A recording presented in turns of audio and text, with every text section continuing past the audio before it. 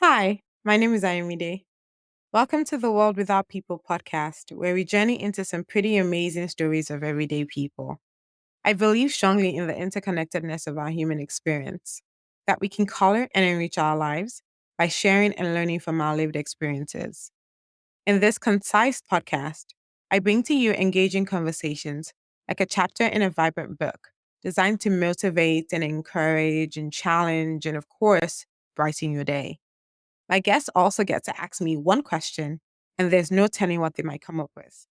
So thank you for tuning in. Grab your coffee or tea, or listen on the go to some amazing stories of real people. After all, what is a world without people?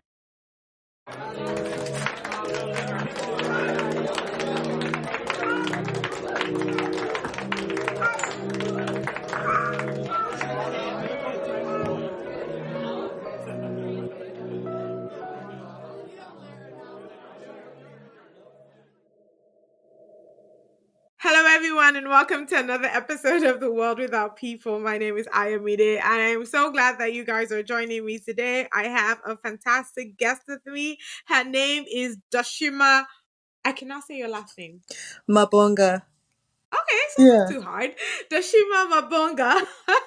And today we're going to be talking primarily on travel, but obviously, you know how I do over here. We're going to go back into the history. Let's start from the beginning, right? And so thank you, Doshima, for coming and joining us on today's show. Thanks for having me. I'm very excited to be on your podcast. This is actually my first podcast, so I'm very excited to be a guest here and I'm really curious to see how this plays out. Awesome. I'm glad. Let's just get Mhm. into it. So, Doshima, a very interesting name because your dad is Ugandan That's correct. and your mom is Nigerian. But from everything I see, you seem to claim more Nigerian. So tell me a little bit about that story and why Nigerian. I mean, we're the best, but you know. Okay, so my parents met in college, actually University of Pittsburgh, Pennsylvania, and I was born up there. And my mom moved to Nigeria when I was younger because she wanted me to have, well, until for two reasons. One, she wanted me to have more of her culture, but also things weren't working out with my parents, so she kind of moved back home to re-strategize. And so I spent a decent amount of my childhood back in Nigeria. So I feel like that's where, if I had to compare Nigeria and Uganda, I feel more of a connection to Nigeria because of the number of years I spent there, and I just feel more connected to my Nigerian side of the family. Whereas my Ugandan side of the family, it's just visits and phone calls, and it's just like, oh, hey, we're family because somebody told us we're family. It doesn't feel as genuine as the Nigerian side. So, yeah. Yeah. Okay, that makes sense. And you're also from a very large family, and I don't know if that's from both Hmm. sides, but I was curious how that shaped your identity, your personality. Like, how do you not feel, alone in the group or even missing in the group? You know what I mean? That's actually a really good question because I did, growing up, I felt very alone. My mom had eight siblings because my grandparents on my mom's side had nine kids, and each sibling had way more than one kid. And my mom at the time was the only one who had one kid. So even though I had a lot of cousins around me, and the family was really close because my grandma made a note to make sure that her kids stayed connected. But also every Christmas, we went to the village for Christmas. It didn't matter where you were in the world. When it was Christmas, everybody went to the village to spend Christmas with grandma and grandpa. And so because of that, we all stayed really, really close. And my mom and her siblings were also really close. But also, I would have moments where I watched the way my cousins cared for one another, like the ones in sibling groups. And I would get a little jealous and feel a little lonely because I thought, I have this connection with them and we're all really good friends and we're all cousins, but I feel like I don't have this with anybody else. So I did feel, as much as I was surrounded with people who loved me and that I loved back, I still felt that missing connection one would have with a sibling because it's just something I didn't have growing up. And home, the village you're talking about is North Central, so Yes, Benue, yes, right? from So Benue. you're much more okay. So do you speak Hausa? Well, yes, I speak Hausa, but not from Benue because Benue is more middle belt, and so is my mom's Okay. Steve. But I speak Hausa because I lived Okay. in Kaduna and then Maiduguri for a bit. I think we're in Kaduna for 2 years, and then Maiduguri for 3 years altogether. So I picked up. I was a kid, and I love languages, so I picked it up from living there. Yeah. Cool. Okay. All right. And so professionally, you're a licensed professional Mm-hmm. counselor.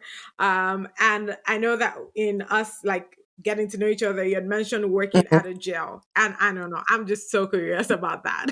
What was that experience like for you? I feel like there's a lesson that you must have encountered. So I wanted you to share a little bit about that as well. No,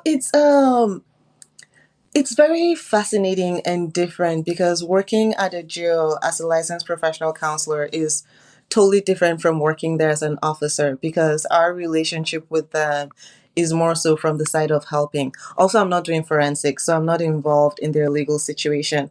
My job, the core of my job is suicide prevention. So, crisis intervention, suicide prevention, getting them mental health services, or if we find out that somebody was so mentally incompetent that they shouldn't have been arrested, trying to divert them out of jail or referring them for a competency evaluation, which gets them on track to like hospitalization for competency restoration. Or sometimes, depending on how it goes, they end up long way down the line, they end up with a not guilty due to reason of insanity. So it's more so just for managing people's health while they're in jail, awaiting or taking care of their legal situation. The same way you would have a medical team in a correctional facility. So we're more so just providing care as needed. But usually I try not to know their charge because then I don't want it to affect how I do my job with them. Because ethically, that's not my job description. I'm not there for that. But outside of that, when it comes to their charge, the only time, not the only, because it's a big one, the times when I feel like I've had to struggle is when anything involving child sexual abuse or even, what was it? When Uber and Lyft first became a thing and we had an issue with just Uber drivers raping female passengers like that because we ended up with one of them in jail in Austin, Texas, and I struggled with that one. But it's not often, and like I said, I try to avoid looking at their charges. So if I don't know your charges, I go there, I do my job, express empathy, do what I can do for you, and I tap out. That's it. I might never see you again. So more so just patience, and I just try to bypass whatever the personality is in front of me and to look at the core of the matter. It doesn't matter why you're angry. It matters to me at the end of the day, are you just angry in this moment or are you angry because you have a mental health problem that's stopping you from regulating your mood? And is this going to make you become, are you a safety hazard to other people or yourself? So, regardless of what it is, I need to put on my clinical hat and bypass all of that, make my clinical decision and tap out. So, it did force me to be more intentional about doing my job correctly. Oh, that's awesome. That's really awesome. Okay. And so you do a stint with Peace Corps. And I don't know if this is before or after working at the jail, but you do a stint with the Peace Corps and you're going to all these other countries to, provide development assistance. So tell us about the countries that you did go and again, highlight some of the lessons that you learned through that process. So with the Peace Corps, I was only in Morocco, and I was supposed to be in Morocco from September 2020 to November 2021, and then the pandemic happened, and so we got evacuated in late March 2020, and that was very hard because I'm not young, right? So I had to give up. I put my career. I was actually already working at the jail before I went into the Peace Corps, and then I continued after I came back. But so I did it both times. But yeah, that was hard because I had to give up my career to go into the Peace Corps, and then the pandemic happens, and I end up unemployed, having to figure out how do I restart my private practice, how do I like get back to my old job with the county, all those things. But overall, being in Morocco was both difficult and fulfilling in the sense that I was in a completely different country and culture than what I'm familiar with. And then we spent the first 3 months, 6 days learning Arabic, like 8 hours a day. And once you get that much language in, you get sent to this little village to do your job, which is youth development, connecting with the youth, doing needs assessment to figure out what they need from their community and helping them find it. So Kind of like how Nigeria has a problem with brain drain. Like everybody wants to japa, and it's the same problem they have in Right. Morocco. So our job was to help the youth find resources in their community, in their country, to prevent them taking their skills out of the country. So that was at the heart of it. That was the job. And then, depending on what your skill set was, you use that to help you do your job in your community. And so, me with mental health, it's like helping people also process, whatever, not on a clinical level, but more so learning about like emotions. How do you name your emotions? How do you like regulate yourself when things aren't going the way you want them to? How do you present yourself in a professional manner, even if you have big feelings, things like that. And then just general things like reading, writing, chess playing, just getting along with other people and stuff. So, yeah. Oh, that's awesome. I am sorry that had to be cut short. And so, do you plan to go back? What are you thinking? I'm like, how much do I say? So intentionally and willingly, no, because I think, if I'm being 100% honest, low key, I think Peace Corps has a soft power neocolonization issue. But I think also, because I am aware of what it is and how Peace Corps works, I think I can navigate doing that in a way that aligns with my principles. Because I think on a personal level, if I'm able to make this work without harming the community, then I can make it make sense. And then on a selfish level, I think I'm keeping it in my back pocket as a plan B in case during my travels, if I end up with, just like travel fatigue or whatever, it's something that is very purposeful, very intentional, something I can do that makes sense, that Right. gets me up in the morning to do something. And so for me, I feel like I did reapply to go back to the Peace Corps and I did get in. And the question is whether or not I actually will go, because I don't know how I'm going to be feeling at then. So I do have it as a back pocket option that I think I'm going to take, just to, one, curb the travel fatigue, but also two, go back and complete what I started 3 years ago. And then three, to do something that makes sense, because I feel like I have a very strong connection to Morocco. I have a lot of friends there that I really love and I want to like spend some time with. And finally, Morocco was like top three, one of the countries I'm thinking of moving to once I'm done traveling. So it makes sense to do it there with purpose and, you know, something that's important to me. Awesome. And so, speaking of that, which I brought you on here for, travel. So, let's start with the very basis. How many countries have you visited thus far? Honestly, I meant to count. I know it's over 43. I just haven't counted recently, so I don't know. Less than 50. Let's go that route. Approximately 45, definitely less than 50. Okay. So, I'm going to take it back though. How many states in Nigeria have you visited? Wait. Benue, Lagos, FCT, Kaduna, Borno. So, you can basically count it on one hand. Wait. Borno, Kwara, Oyo, Uyo, no Uyo. I've been to Nasarawa. I've been to Lafia. I've been to. There's more. I'll say more than 10, probably less than 15. That's fair. Then let me ask this: how many African countries have you visited? Oh, that one's beautiful. I plan on doing that on this trip. That was part of my goal for this trip. So for African countries, Nigeria, Uganda, of course, Morocco, Egypt, um, Tanzania, Ethiopia, uh, Benin Republic. That's like down the street for sure. Uh, Less than 10. But I love it. It's definitely more than I've done. So no shade here. But I think, I think one of the reasons I asked that was it's so funny because I find a lot of people who travel, but we don't travel a lot within Africa. And I've heard that there's many reasons why that's the case if you have an African passport Mm-hmm. compared to an American passport.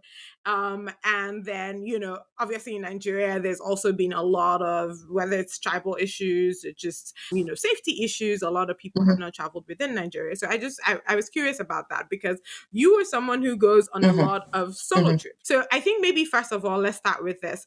What birthed this love of travel? And how long have you been doing it? When did this start?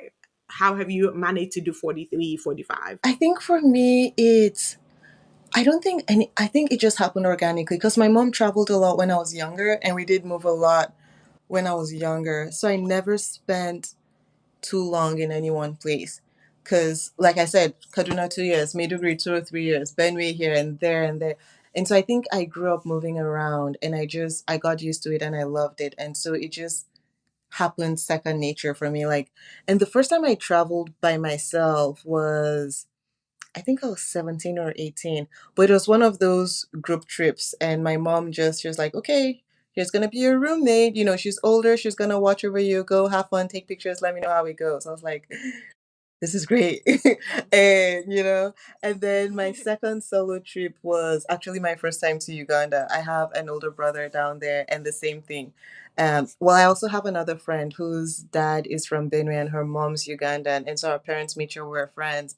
And so I went down, stayed with her family for a bit, and then went to see my brother.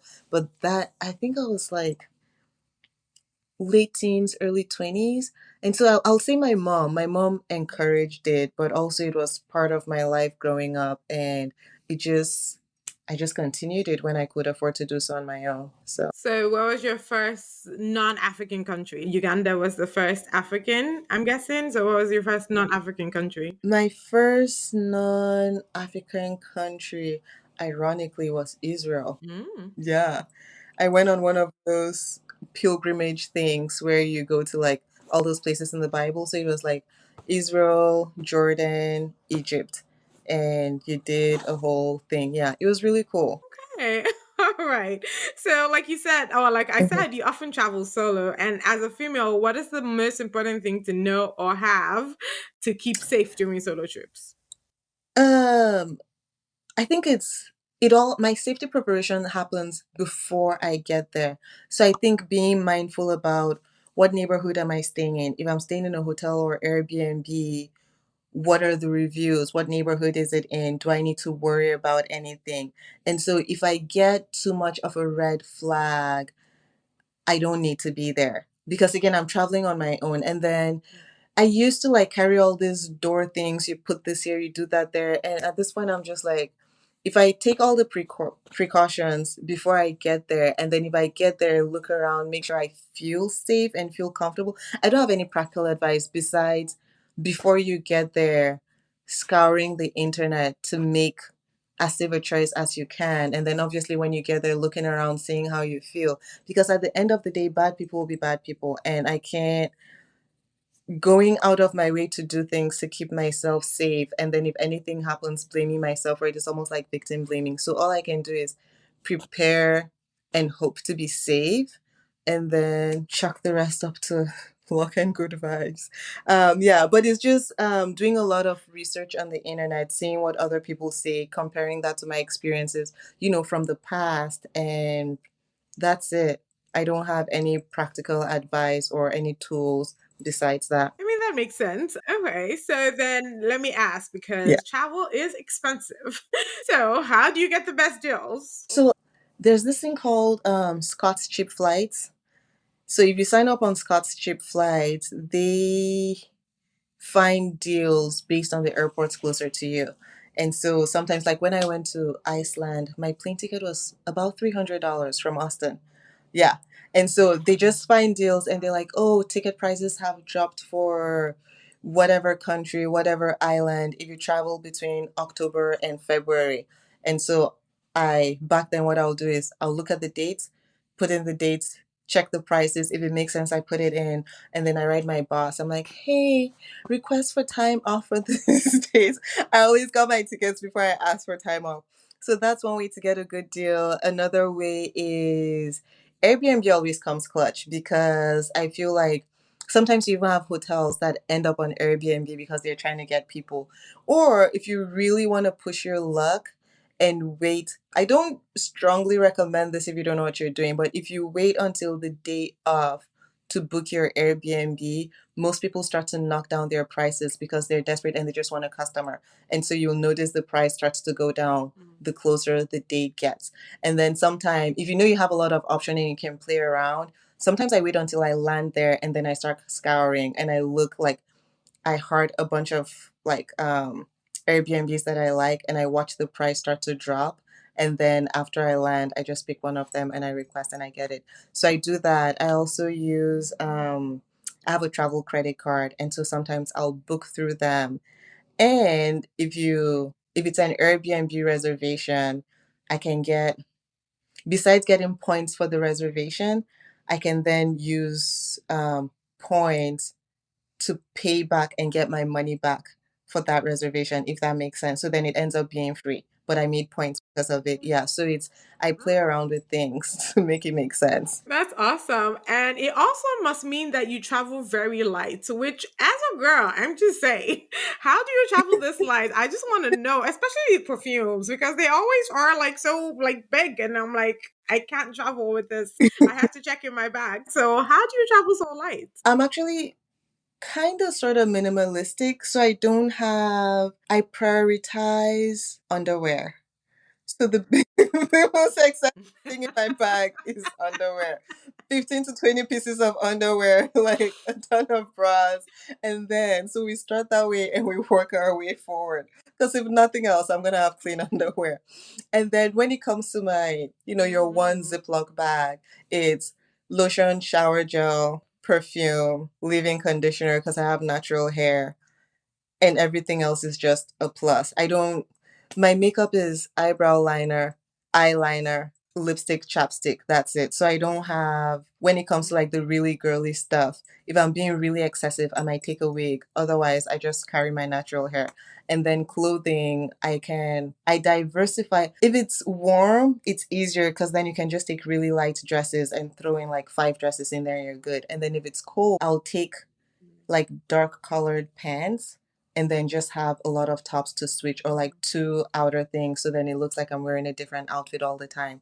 And it's just after a while you learn how to make it work just so that you're not hauling around luggage everywhere because it gets inconvenient. Yeah, because if you're just finding your Airbnb the day you get there, then where are you locking your Mhm. things? But okay, I just need to ask Yeah. shoes because I'm a shoe girl. Like, how do you do the shoes? Because I need like five pairs of shoes for every like literally for a weekend trip. I need five pairs of shoes. How do you do this? So for shoes, I'll usually have only one pair of dress shoes and it depends on where I'm going. If I know I'm not going to like if I'm going to the UK or Nigeria, I know I need dressy shoes because Nigerians can dress and it's very stressful for me because I'm not a fab girl. Like that's just not my style. So I make sure to have like dressy shoes for Nigeria or the UK. Otherwise, I'll have a pair of tennis shoes, a pair of like flat, nice dress shoes, and then a pair of like slides. Sometimes it's just slides, sometimes it's sandals with Mhm. like a strap at the back, and then it looks stylish. And so that way, if I rotate them, it looks like a lot. But like with the flat shoes, those feel like Okay. nothing. And then if I'm traveling with my tennis shoes, because that's the most bulky, and then your dress shoes go at the very, very bottom, it doesn't take up too much space. All right. I hope you guys are learning a lot here because if you want to do this travel life, it's a lot. So learning some new tricks over there. All right. I should go back. We met as bloggers. So Josh and I met as bloggers. And we hadn't met in person until I don't even know what this year was, but she had put up something, a post. I don't even know what it was. I was getting ready to go to the Peace Corps and I'd quit my job and I was just traveling around. I was just like, who wants to meet? I got time. I want to travel. I was going to do a road trip and then I sold my car at the first stop and I was like, shit, now I need to buy plane tickets. But yeah, that was my moment. So then I'm like, hey, come over. Like, definitely happy to host or whatever. Like, I haven't met you. Let's meet or whatever. And really, it was a hell of a 48-hour trip, pretty much. Like, I remember it being really, really rough for you. But we came and we saw, and, it was really awesome. And I say that to say that, I see you with a lot of people during your trips. So do you usually meet them before? Did you know them? Do you meet them there? How does that all work? And then how do you navigate accommodating everyone to ensure a smooth and pleasant trip? The people thing started 2019 was intentional in the sense of, oh, I'm going away for 2 years. I don't know if I'm coming back to the US, so let me see all my people in the US before I leave because I don't, whatever. And then after then, everything from 2020 has been more from a mind shift because 2020 was just a. And so now I'm in a place mentally where I'm prioritizing my personal relationships with friends and family. And so, as much as I want to travel and I'm still traveling, I want to make sure that I get to see the people that I love as often as possible, even if it's once a year. Because before then, it was, I have a cousin I haven't seen in almost 10 years. That doesn't make sense. We're on the same group chat and, we talk, but I haven't seen them. And so now what I do is, I either, if I have somebody living somewhere I've never been, then I'm like, hey, I'm trying to make plans for travel this year. What does this look like? I can come see you for a few days while I'm, jumping around, or you can join me or whatever. And then my other friends, I let them know, hey, I'm going here and I want this to be a group trip. How many of y'all want to come? And so it's been more of a plan to see more people. And so sometimes I'll include them in the whole trip. Other times it's like, I'm going to be here from here to here. If you want to join me, you can be here from here to here, but I still need my alone time because I can't be with all, like, my social battery runs really, really low. But the goal has been more so just to spend more time with the people that I love because those are important relationships that I want to be intentional about nurturing moving forward. That's awesome.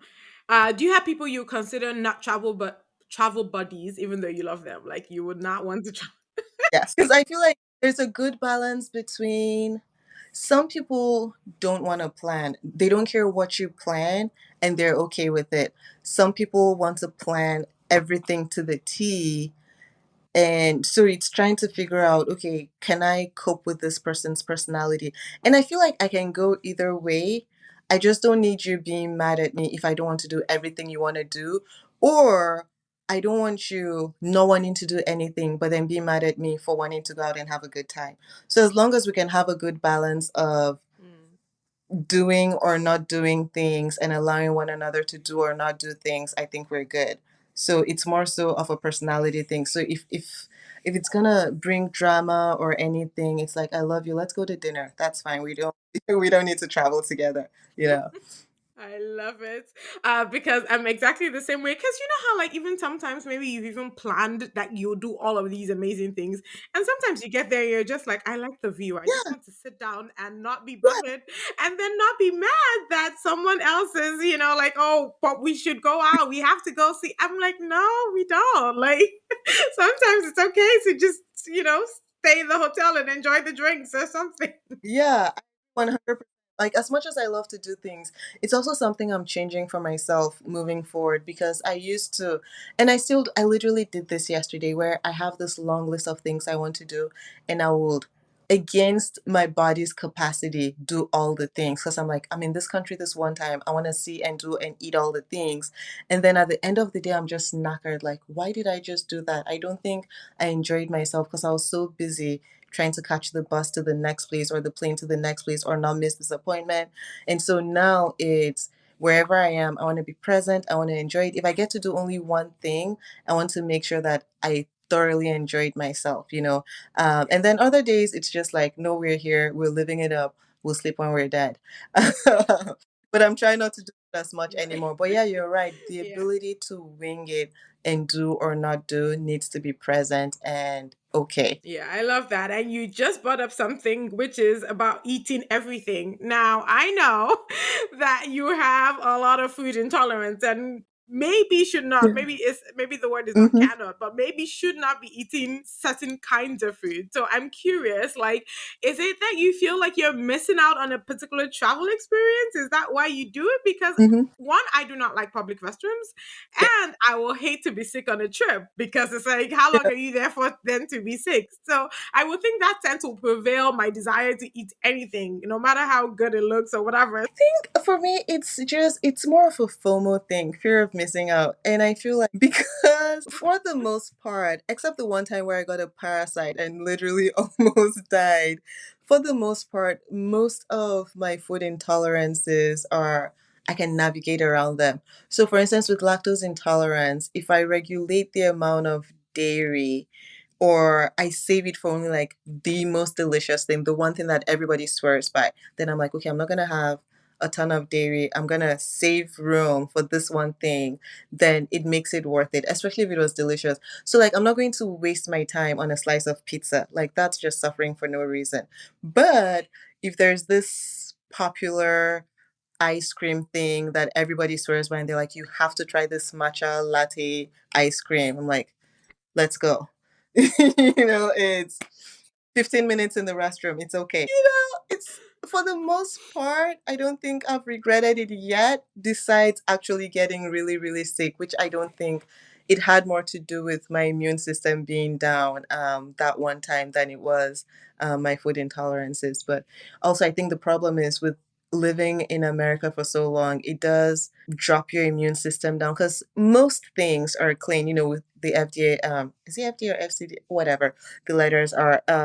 It does weaken your immune system. And so I found that I have a weaker belly than I did before, which is very upsetting because I do like to eat things. And so I try to be, depending on the country, like I won't eat a raw salad because, they wash it with water and the water, you can guarantee that it's boiled and stuff like that. But heaven forbid I not try to at least eat 50% of the food in front of me because, we're here. We need to experience the culture. Let's do it and then hope for the best. Okay. And speaking of culture, what's been your favorite place, favorite culture, favorite thing you've experienced? I will say my favorite thing was more so a novelty, going back to Iceland, because I think when you think of travel, and I don't remember if I mentioned this to you when we spoke initially, it's when you think of Europe, with absolutely no disrespect to like lump everyone together, you think old churches, not particularly great food, depending on what it is, some form of specific European racism. It's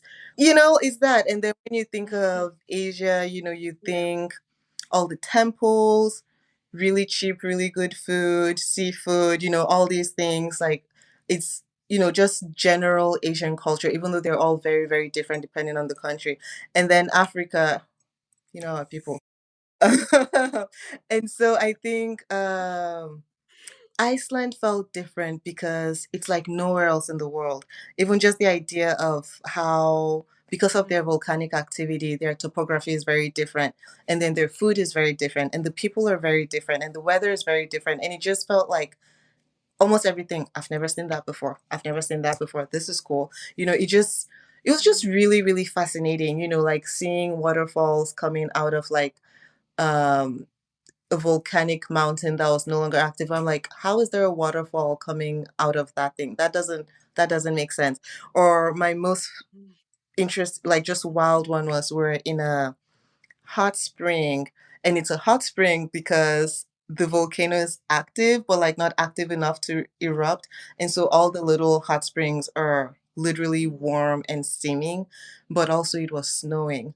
So I'm in this warm water that's hot and it's snowing on me, and I'm just thinking, this doesn't make sense. This literally, I can't even process what's happening to me right now. So definitely Iceland because it's very different from anything I've experienced in my life. Okay, adding that to the bucket list. And I have to ask, your least favorite? This is very on the nose because I'm currently in South Korea, but I feel like as much as I have loved this country, like I enjoy being here, I enjoy everything I've done.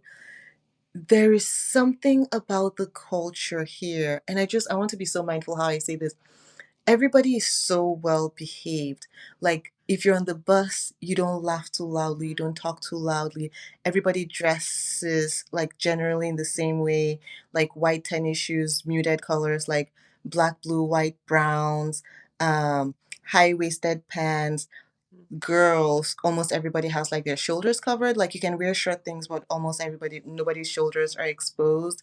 And everybody is more or less the same weight.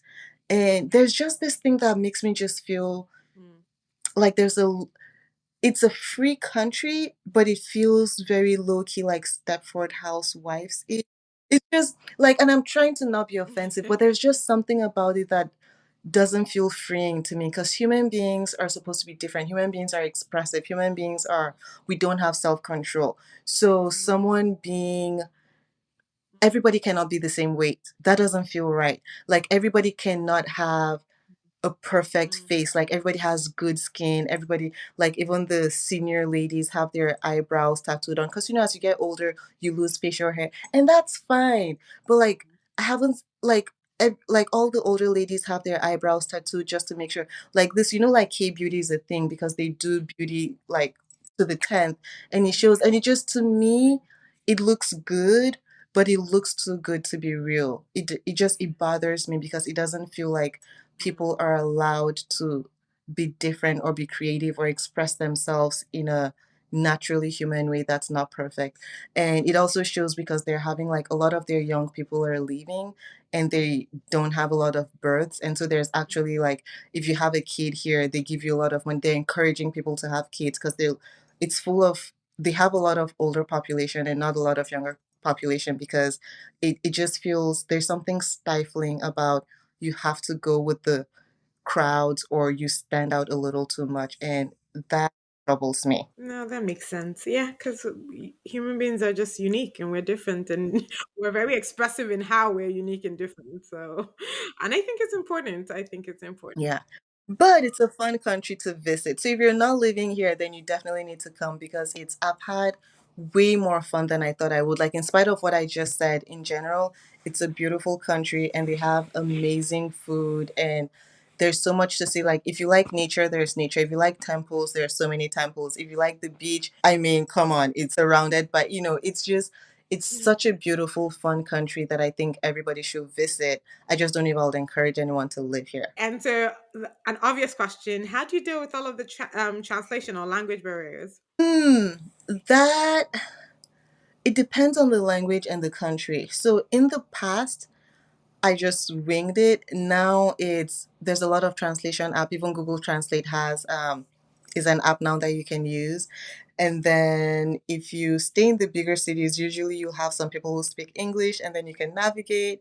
And but now as I'm older, I'm shy. I'm starting to shy away from places where English is not even a language at all because I do like to speak to the local community and connect. And so if we can't communicate, I don't want to just show up there with my phone and my app and do my little checklist and leave. Like it feels like I'm not going there to connect. I'm going there to like visit for Instagram. And so, for instance, Senegal is a country I would really love to visit, but my French is shit and I don't have a lot of French speaking friends. So until I find a friend who speaks French who's willing to go with me, I don't think that I would want to go because I wouldn't be able to communicate. And again, actually, tiny back to what you had mentioned about Africa. So one of the reasons sometimes Africa ends up going down and down the list is travel within Africa is very expensive. And so it's especially coming from the US, you're like, ooh, way over yonder. And then you come here, and depending on if it's not an Mhm. English speaking country, you have to figure out how do I get around? Do I need a guide? I hate the idea of needing a guide. So then, do I need a guide? Do I need this? Am I going to, we have a corruption problem, also a safety problem, and it just, logistics start to get really, really complicated really, really quickly. And so it just makes it harder to travel versus other countries where, now, African countries that have a lot of tourism have started to make it a little bit easier to do things either on your own or to connect to the local communities and just to be safe. But other times, it's just you're showing up and vibes and inshallah. It's like, let's see what happens. That's awesome. And I think okay, so you're saying about communication, but like communication is not just speaking, right? So I wonder how it's been for you in terms of like how like maybe like as a Nigerian we will kneel, and this is an extreme, but you would kneel to greet an older person. How do you, I mean, obviously we watch a lot of TV and stuff, but how do you know these things so that you don't disrespect people or do the wrong things? Like how do you make sure you're also being culturally competent as a traveler? I do a lot of research before I show up anywhere. So, first things first, I'm on this page. Let me plug them. They're not paying me, but it's very helpful. It's called Girls Love Travel. And it's literally a group for girls who love travel. And so sometimes what I'll do is I'll do the usual Google thing, Google things to do, places to, see, things to eat, the culture and everything. But also I'll get on Girls Love Travel. And instead of me asking a question, because sometimes people go, oh, I'm going to Nigeria. Anybody have any suggestions? What's the culture like or whatever? And people will put in their answers. So for me, instead of asking questions, I'll go to the search bar and I'll just write Nigeria, and every single thing everybody has said or written about Nigeria comes up, and I pull up my chair, a glass of water, and I get to reading. And from there I can pick up whatever I need, because sometimes online people are putting things for consumption or somebody pay them to put it up there. But if it's on a Facebook group, people are writing their experiences, and obviously some are more biased than others, but the general consensus remains what's mostly true. And so I'm able to pick up what I need to know about the place from people's personal experiences in that way. And that's awesome advice, I think, because I think as travelers, we should learn to not be culturally incompetent. So do your research. With that said, that was my final question. And so you get to ask me one question. Okay. So my question for you is, what is your stance on marriage? Ooh, okay. Well, I do believe in the sanctity of marriage. I do believe it is a God designed Mhm, institution for people who choose mhm, to do it. I think it's a choice. I don't think it's for everybody, or better still, I don't think mhm. everybody has to choose to do it. You have to know yourself. You have to know what you can or cannot do, what you can or cannot take. And I think that the problem I have is people choosing to do this Yeah. without understanding the implication of what it is, right? You can have children. If that's the case, you can have children outside. That's not the only purpose of marriage. I do think that the purpose of marriage is for two people to come together and actually birth things, right? Whether it's a business, whether it's a ministry, whether it's children, because some people in marriages cannot have children. So, if you're fortunate and you have children, birth them as nations, as giants, as all of that. So I do believe that it's not supposed to be taken lightly. And so wait until you get it right as much as you can. And, just try and not rush into it, I would say is the way I think about it. But I do think that it is something of Mhm. purpose, and if people can keep that in mind, they probably will not just mess around with it, especially people who are married and are cheating and domestic violence and all of that. I wish that there's a lot of repercussions if you do that for your life. And so that's my stance. Thank you so much, Dashima. Thank you for teaching us just how to travel, just generally the idea that we can do this, right? It sometimes seems so daunting, and hearing you talk about it, I'm really like ready to go look at my tickets and try and get some things in the work, and I'm sure we'll do one or two soon. Yeah, thank you so much for having me. This was such a good time. Thank you for joining me in today's episode. Just like you would share with friends about a great book you read, don't forget to share this if you enjoyed it. Connect with us on IG and Twitter at TWWPcast and get details on the website at worldwithoutpeople.org. And hey, remember to make loving others the story of your life. Until next time, this is the world without people.